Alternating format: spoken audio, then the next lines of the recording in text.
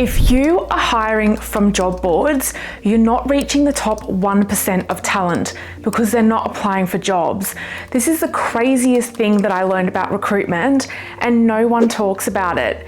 Everyone is competing for the bottom 20% of the market, fishing for the same candidates, using the same job boards, the same outdated hiring methods, and founders are told that's just how hiring is right now. It's not.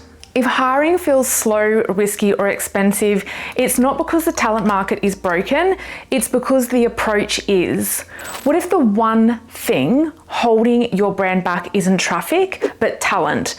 Every mishire isn't just frustrating, it's momentum lost, it's launches delayed, it's you covering gaps at midnight. And if you're scaling a beauty or fashion e-commerce brand right now, this is probably already feeling familiar.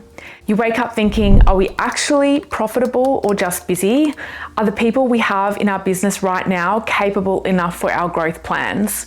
Customer acquisition costs are creeping up. Inventory feels like a house of cards. Your creative output needs to double because TikTok, Meta, email, it never stops and it doesn't sleep. And your competitors are already planning for Black Friday. You know your next hire matters, but there's this quiet fear sitting in the background. What if this is another expensive mistake? If you've been burned by recruitment agencies before, you're not crazy for being skeptical because their business isn't on the line, yours is. That's the e-com world that I recruit in now, but I didn't start here. I started somewhere very different. My story starts when I was living in Brisbane working at a dental practice as a receptionist. I never graduated from school because I was far more focused on friendships and social life. I didn't really know what I wanted to study.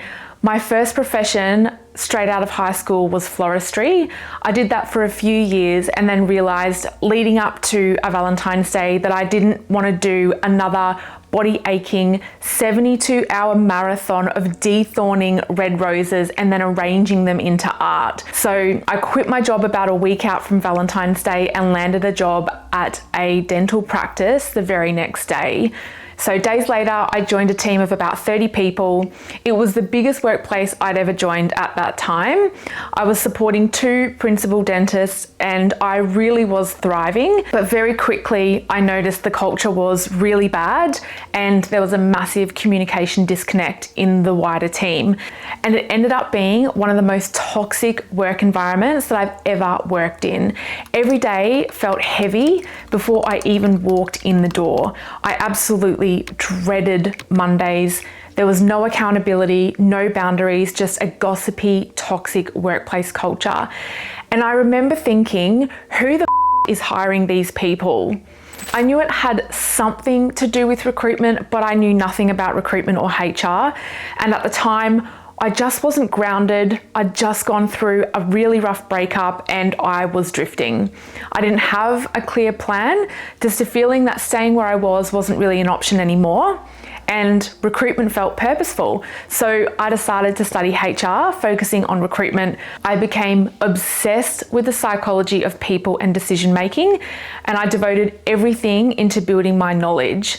So after graduating, I relocated to Melbourne and landed in an in-house role inside a hospitality business, not in a recruitment agency, but inside the business. It was extremely high volume, transactional, and heavily process driven.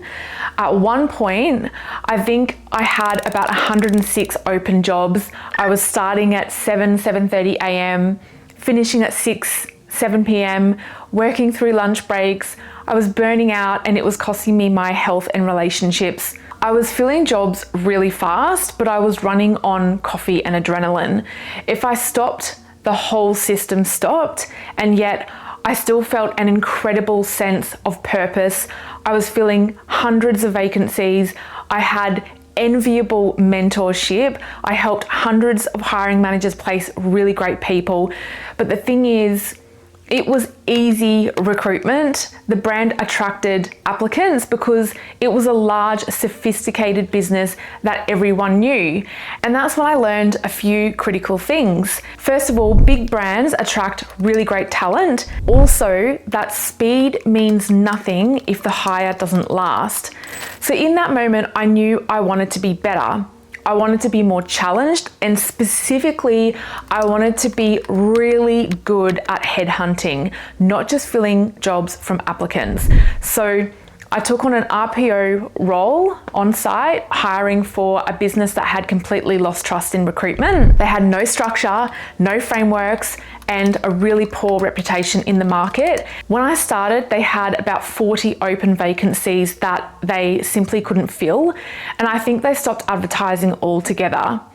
This was a business with around 500 people, and on a good month, they hired 1 or 2 people, and even that was a real struggle. That's how I knew that this was the role for me. It was independent, limited guidance, and I was it. My first instinct was a traditional recruitment approach, and I immediately saw the same names, the same resumes over and over again. I realized that just simply wasn't going to work. I was doing what everyone else was doing and expecting a different result, and I didn't have time for that. Open roles were delaying projects, teams were stretched, revenue was impacted. So I had to get really creative, and I had to do something very different very quickly. I had to relearn everything that I thought I knew about recruitment. I scrapped the traditional recruitment approach entirely, and that felt risky at the time, but it was the only option left. No job ads, ever. Instead, I built a strategic recruitment approach around direct headhunting, 360-degree market mapping, talent pipelining, and long-term relationship building. Not to get more candidates, but to get the right ones. That shift changed everything. The business went from barely filling roles to consistently hiring 10 to 12 plus high performing people per month, and I was billing the equivalent of 160K per month, all through the passive talent market. That was the moment I knew that I truly stepped into my skill as a recruiter, helping businesses hire with certainty so growth doesn't stall, because the real cost isn't a slow hire, it's the wrong hire you're still paying for 6 months later. From there, I moved into 2 more strategic leadership roles, building proactive talent acquisition systems and hiring for marketers. I was in a team of about 18 recruiters in my last role, and I became the go-to person for hard to fill roles. When roles stalled, the team came to me. I wasn't waiting for applications. I was finding people discreetly in the background, different industries, different roles, same pattern. The best people weren't applying, they were busy working, and I could see them. That's exactly what led me to build Alt Recruitment. Not because I love recruitment, and we all know how much I love recruitment, but because I couldn't ignore what I was seeing anymore. One of my first dream clients onboarded with Alt Recruitment was a beauty brand founder who had every reason not to trust another recruiter. She'd been burned badly in the past. A previous recruiter placed a candidate in the business and then re-poached that same person for a different business later down the track. That should never happen. She was also dealing with what I see constantly. The right candidates weren't applying to her jobs. The business was growing, but the team wasn't keeping up. So I did what I always do. I went directly into the passive talent market, mapped the beauty industry, assessed for real capability, and filtered for brand, culture, and pace. Within 6 months, we placed 4 key roles, and the founder successfully launched 4 new SKUs into her product line. They achieved a 7,500% increase in social media followers and a 4,600% increase in comment engagement, along with their biggest Black Friday ever. All because the right people were finally in the room owning their lanes. And that growth didn't happen by chance. It happened because hiring was done properly through our brand building talent engine, my own proprietary hiring process that's taken years to get right. And that's why Alt Recruitment exists. Not to flick CVs, not to play the same game as everyone else. I work with founders who are hiring under pressure and brands scaling fast locally and globally. Every search is strategic, every hire is intentional, and every decision is made with long-term ROI in mind.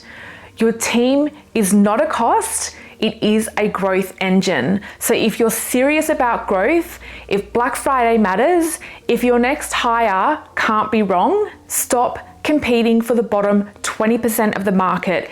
Build your future properly through your people.